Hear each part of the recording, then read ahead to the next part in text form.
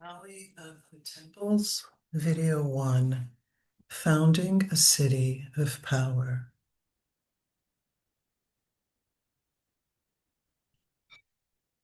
Akragas was founded around 581 BCE by Greek settlers originating from Rhodes and Crete.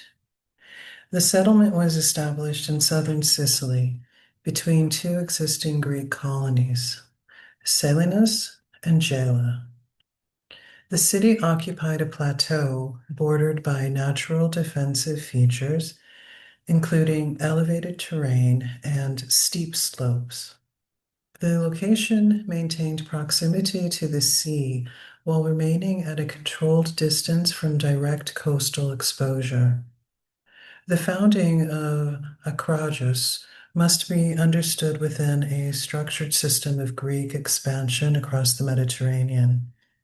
This expansion was not random migration. It involved the placement of settlements in locations that maximized territorial advantage. The positioning between Salinas and Gela indicates a strategic intervention in an already contested region. The plateau offered a stable foundation for urban construction and expansion. The elevation provided defensive advantage and visibility across both inland and maritime zones. The distance from the coastline reduced vulnerability while maintaining access to trade routes. Taken together, these elements indicate that the founding of Akragas was a calculated decision aligned with broader geopolitical objectives. Greek colonization is often framed as a cultural process involving the spread of language, architecture, and civic institutions. This interpretation emphasizes continuity with mainland Greece and the development of urban life. However, it often underrepresents the competitive and strategic dimensions of colonization, including territorial control and resource acquisition. The city of Akragas was constructed on a gently sloping plateau with natural boundaries, which allowed for geography as structure. The territory was crossed by two rivers, which enabled access to inland and maritime transport systems. The plateau allowed organized urban planning and expansion. Geography in this case functioned as an operational framework rather than a passive setting. The plateau provided a continuous surface suitable for large-scale construction, including roads, buildings, and public spaces. The slope of the terrain facilitated water drainage, reducing environmental constraints on settlement. The rivers functioned as transport corridors connecting agricultural production areas with external trade networks. This configuration created an integrated system linking land use, infrastructure, movement. The city's geographic position allowed simultaneous control over agricultural land and maritime access. This dual access increased both economic capacity and strategic flexibility. Ancient settlements are frequently interpreted as responses to, it doesn't matter. No, it really doesn't. I just have to record this. Ancient settlements are frequently interpreted as responses to environmental conditions. In this case, the evidence indicates active selection and modification of geography to serve political and economic objectives. The city followed an organized layout, including a network of roads and structured urban zones. Major roads, Platei or Platei, and smaller streets, Shtynopoi, structured movement within the city. The Agora functioned as a central public space. Urban planning reflects a system of organization designed to regulate movement and interaction. The road network enabled efficient circulation of people and goods. The distinction between major and minor roads indicates hierarchical planning. The presence of an agora suggests a centralized location for economic, political, and social activities. This organization implies coordination at a scale beyond individual construction. It reflects governance structures capable of planning and maintaining complex infrastructure. Ancient cities are often viewed as organic developments shaped by gradual growth. The structural layout of Akragas indicates deliberate planning rather than an uncoordinated expansion. Akragas became one of the most populous and wealthy cities in Sicily. Population estimates suggest approximately 300,000 inhabitants at its peak.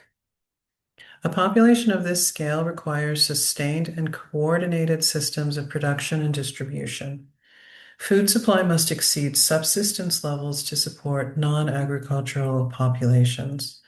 Infrastructure must accommodate movement, storage, and habitation. The scale of population indicates agricultural surplus, organized labor, resource management. The presence of a large population also implies stratification within society. Not all inhabitants would have equal access to resources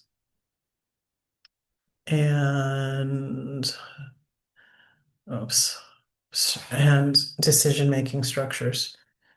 Oh, having a problem with my screen here. This is annoying. Just 1 second.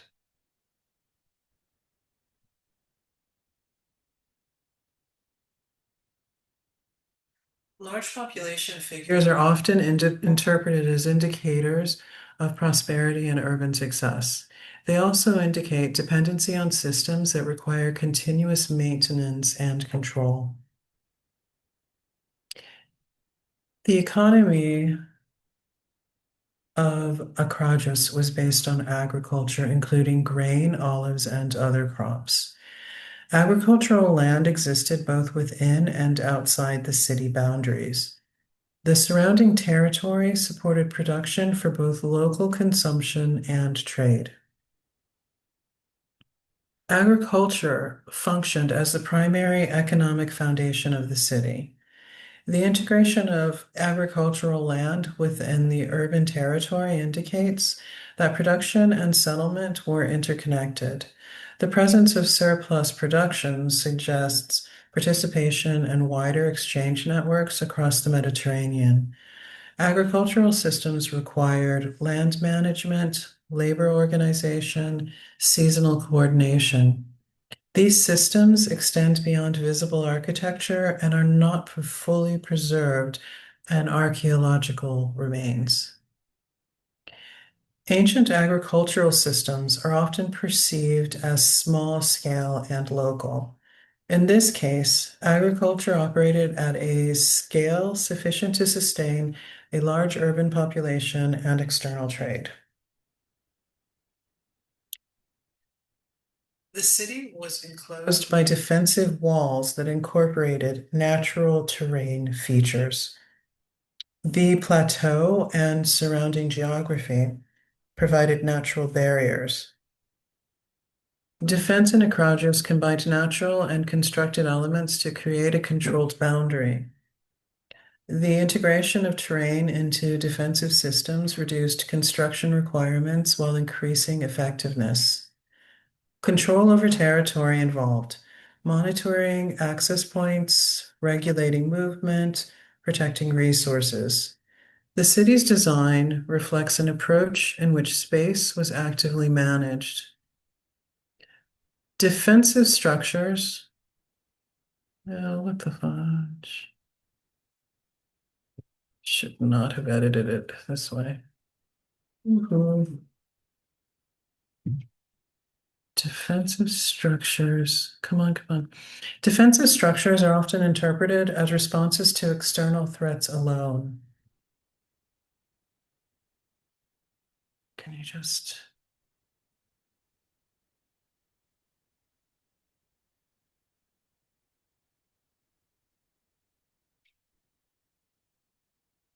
They also function as mechanisms for internal control and regulation of territory. Temples were constructed along the edge of the plateau, forming a visible line facing the sea. The placement of temples created a visual interface between the city and external observers. From the sea, these structures would be the first visible elements of the settlement. This positioning transformed architecture into a system of communication, signaling presence, demonstrating resources, and projecting stability. The scale and alignment of these structures required coordinated planning and execution. Temples are often interpreted primarily as religious structures. Their placement indicates an additional function related to visibility and representation of power. The functioning of Akragas depended on a population engaged in agriculture, construction, and maintenance. Large-scale construction and agricultural production require organized labor systems. The scale of the city implies division of labor, hierarchical organization, allocation of resources. Labor is not directly visible in the surviving structures, but it is necessary for their existence. The city's operation depended on sustained human activity across multiple domains. Monumental architecture is often attributed to collective achievement. This interpretation can obscure the structured labor systems required to produce and maintain these works. Akragas developed as a major urban center with integrated systems of geography, agriculture, defense, and architecture. The city functioned as a coordinated system in which each component supported the others. Its geographic positioning enabled expansion, agriculture supported population, architecture projected power, defense maintained control. The interaction of these elements produced stability and growth. Ancient cities are often interpreted. Why are you doing that? Ancient cities are often interpreted as isolated historical entities. Akragas operated within a network of interconnected systems involving trade, competition, and expansion. The systems established during the founding of Akragas formed the basis for its later development and transformation. The initial conditions of the city determined its long-term trajectory. Agricultural systems expanded, architectural systems became more complex, population and labor systems intensified. These developments will be examined in the next stage through a focused analysis of agriculture as a system of power. The founding of a city is often treated as a completed historical moment. In this case, it represents the beginning of a process that continues to shape the landscape and its interpretation.